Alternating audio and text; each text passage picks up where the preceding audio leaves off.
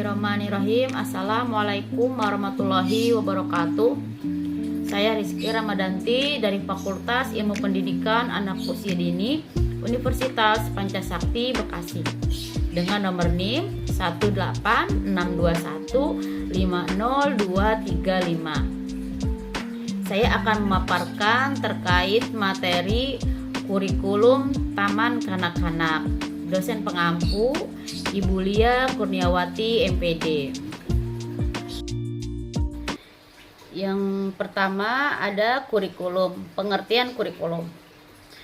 Kurikulum adalah seperangkat rencana dan pengaturan mengenai tujuan, isi, dan bahan pembelajaran serta cara yang digunakan sebagai pedoman penyelenggaraan di kegiatan pembelajaran untuk menggapai tujuan pendidikan tertentu. Berdasarkan Undang-Undang Nomor 2 Tahun 2003 tentang Sistem Pendidikan Nasional, Pasal 36 Ayat 2 ditegaskan bahwa kurikulum pada semua jenjang dan jenis pendidikan dikembangkan dengan prinsip diverifikasi sesuai dengan satuan pendidikan, potensi daerah, dan peserta didik. Selanjutnya ada fungsi kurikulum Taman Kanak-Kanak.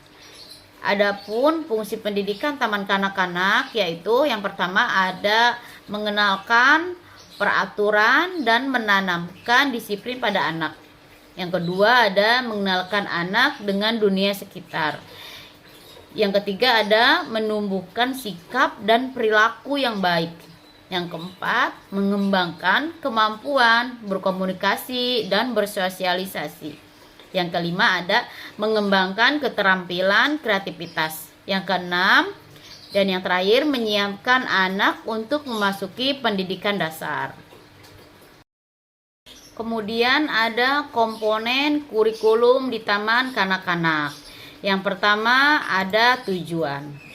Tujuan adalah membantu anak didik mengembangkan berbagai potensi baik psikis dan fisik yang meliputi moral dan nilai agama, sosial, emosional, kognitif, bahasa, fisik motorik, kemandirian, dan seni untuk siap memasuki pendidikan dasar. Dan selanjutnya ada bahan pembelajaran. Merupakan seperangkat rencana dan pengaturan kegiatan pembelajaran, pengelolaan kelas, dan penilaian hasil belajar, bahan pembelajaran yang disusun secara sistematis dan berisikan komponen yang saling berkaitan untuk memenuhi target dan pencapaian kompetensi dasar. Selanjutnya ada proses belajar mengajar. Kegiatan pembelajaran dirancang mengikuti prinsip-prinsip belajar mengajar, baik terkait dengan keluasan, bahan atau materi, pengalaman belajar, tempat dan waktu belajar, alat dan sumber untuk pengorganisasian kelas dan cara penilaian. Dan selanjutnya ada penilaian. Suatu usaha mengumpulkan dan menafsirkan berbagai informasi secara sistematis, berkala, berkelanjutan, menyeluruh tentang proses dan hasil dari pertumbuhan serta perkembangan yang telah dicapai oleh anak melalui kegiatan pembelajaran. Standar kompetensi Taman Kanak-Kanak dan RA. Standar kompetensi yang diharapkan dari pendidikan Taman Kanak-Kanak dan RA adalah tercapainya tugas-tugas perkembangan secara optimal sesuai dengan standar yang telah dirumuskan. Aspek-aspek perkembangan yang diharapkan dicapai melalui aspek moral dan nilai agama, sosial emosional, kemandirian, berbahasa, kognitif, fisik motorik, dan seni melalui pemberian rangsangan stimulus dan bimbingan diharapkan akan meningkatkan perkembangan perilaku dan sikap melalui pembiasaan yang baik, sehingga akan menjadi dasar utama dalam pembentukan pribadi anak sesuai dengan nilai-nilai yang ada di masyarakat. Lanjut, di sini ada penilaian. Penilaian dapat dilakukan dengan berbagai cara, antara lain melalui pengamatan dan pencatatan anekdot.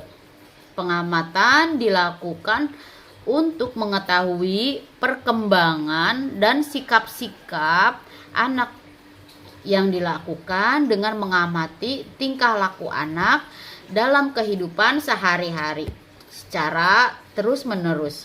Sedangkan pencatatan anekdot merupakan sekumpulan catatan tentang sikap dan perilaku anak dalam situasi tertentu. Berbagai alat penilaian yang dapat digunakan untuk memperoleh gambaran perkembangan kemampuan dan perilaku anak antara lain, yang pertama ada portofolio, yang kedua ada unjuk kerja atau perform, yang ketiga ada hasil karya, yang keempat ada penugasan atau proyek.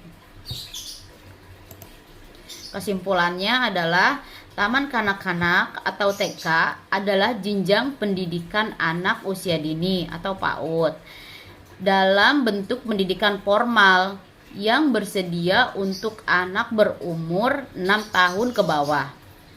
Kurikulum TK ditekankan pada pemberian rangsangan pendidikan untuk membantu pertumbuhan dan perkembangan jasmani dan rohani, agar anak memiliki kesiapan dalam memasuki pendidikan lebih lanjut. Di taman kanak-kanak, siswa diberi kesempatan untuk belajar dan diberikan kurikulum pembelajaran yang sesuai dengan usia pada tiap-tiap tingkatannya. Kurikulum pendidikan taman kanak-kanak meliputi standar kompetensi, mengembangkan kurikulum, dan penilaian. Demikianlah pemaparan saya terkait materi kurikulum taman kanak-kanak. Kurang dan lebihnya mohon dimaafkan. Billahi taufiq wal hidayah. Wassalamualaikum warahmatullahi wabarakatuh.